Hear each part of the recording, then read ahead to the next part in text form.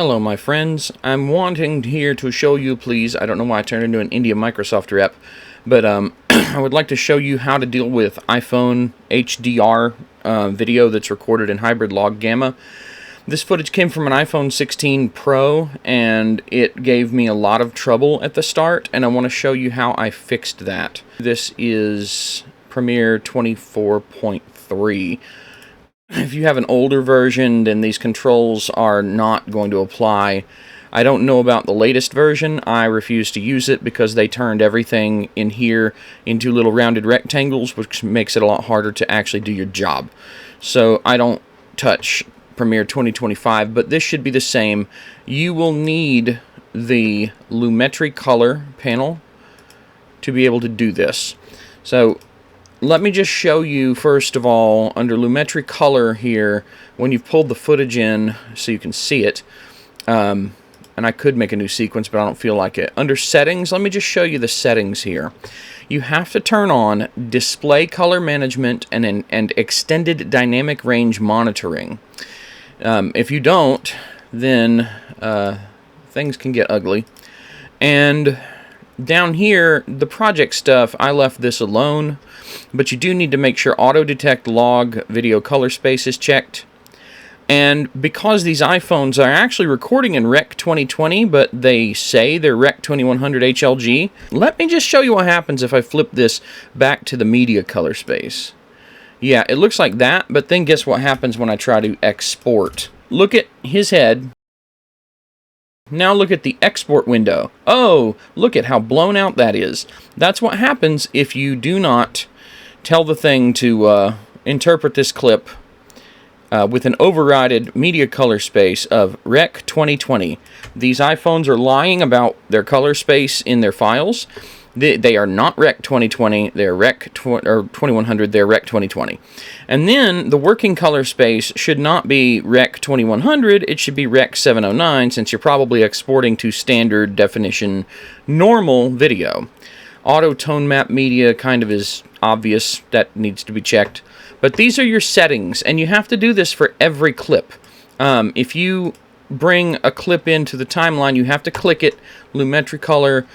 These should, I think, stay the same for the entire project, but you have to, for the source clip, for every clip, switch it to Rec 2020, Rec 709, auto tone map, blah, blah, blah. And this is obviously project-wide, so you only have to change it once. This gets you video that doesn't look stupid.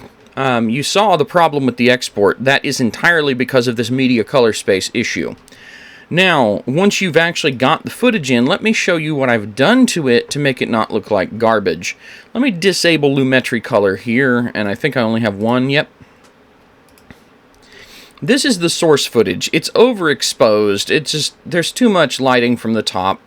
But this is a very, very small studio. They had no choice. This is just the way that it is. And there's nothing that could be done about it. So, because of that, we have to kind of get it as good as we can. Now let me show you what I've done to try and fix this awful iPhone footage. I hate iPhone footage, but that's my own bias. Maybe you love iPhone footage, but I sure don't.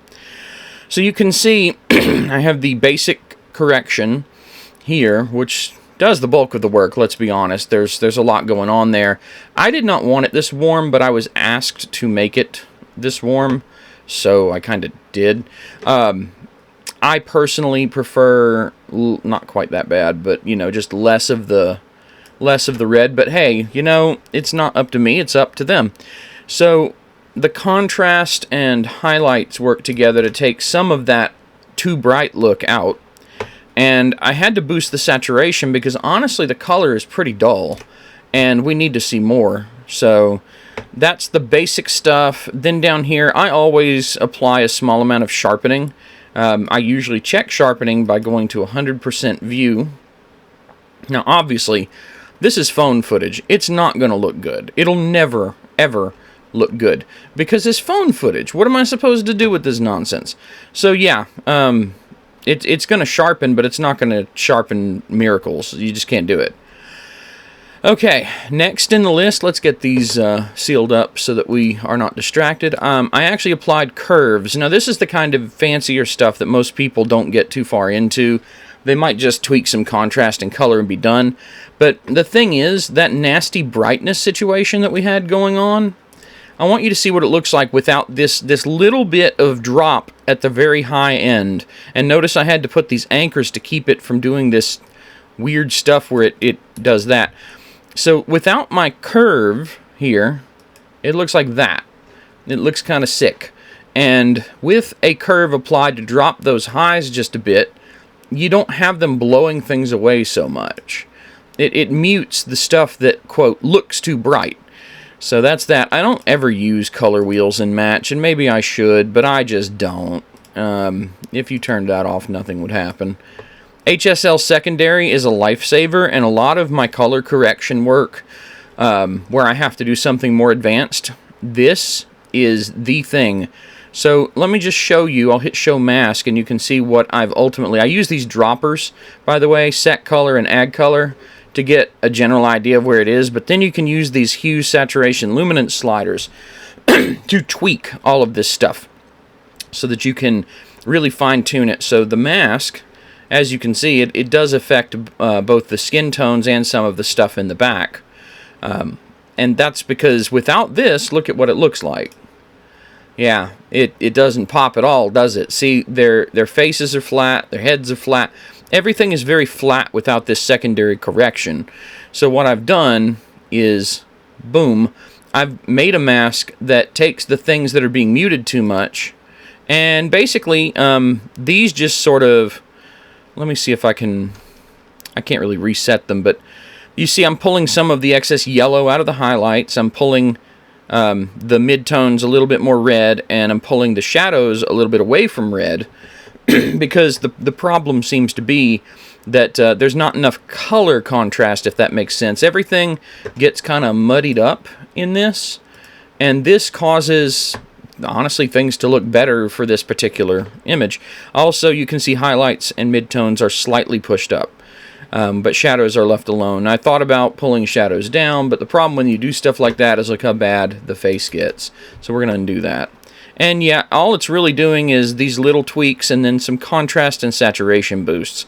Without the saturation boost, it looks flat. Without the contrast boost, it really doesn't make a huge difference, but I think it makes the background pop out a bit more. So this is what it took to get this iPhone footage to look good. Now that I'm thinking about it, I actually also need to fix... I was asked to switch these to 4K, even though the quality's not there, so let's change sequence settings, and we'll just go ahead, 3840, 2160, that's 4K. The rest we can just leave alone. Composite and linear color, I mean, it probably doesn't matter, but this footage is not 4K quality, it's just 4K pixels. And that makes a big difference because, and yeah, you can see, actually, I did some more stuff on this because this iPhone footage is even worse. So I need to double the scale number there. But I do want to show you real quick. The reason that I have this scale set the way I do and it looks like this is this one's actually really bad. If you pull the source footage up, you can see that his head over here is stretched due to barrel distortion, and he's in the back, he's sort of in the back, she's in the front. She has a different light on her face than they do, and it looks kind of goofy, and he also doesn't like this air conditioner. So to get all of that to go away, the reason that it looks like this is I have applied this lens distortion, which I'll just reset it and you can see the difference. But yeah, it fixes the problem. It is not ideal. 65 doubled is 130, and that gets our crop back. And he's still a little stretched out, but the problem is if I actually take the barrel distortion out all the way, it ends up taking up too much of the frame. Yeah, you get the idea. It's just too much, so we're not going to do all that. Right now, I just wanted to give you an idea of what it takes to get this stuff to look good. And honestly, I don't think this looks good, but I don't think it can. I don't think that we can realistically fix this, because what happens if you warm it up too much is everyone looks orange. What happens if you don't pull some of the saturation out is that now everybody looks like they're on fire. and it's just not great. So I fixed this in another project, and I'll go grab that. Again, the secondary correction, especially this is mainly for her. The skin is being affected so much by that front light that this is vital. Watch what happens if I peel it off.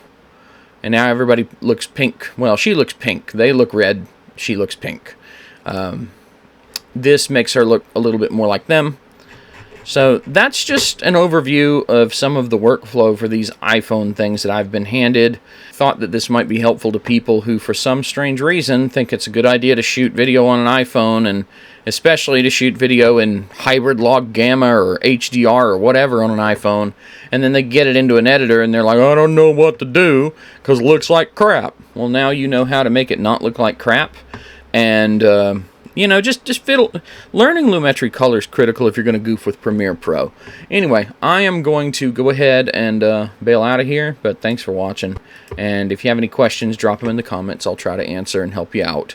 If there's something you'd like me to follow up on, let me know. Take it easy.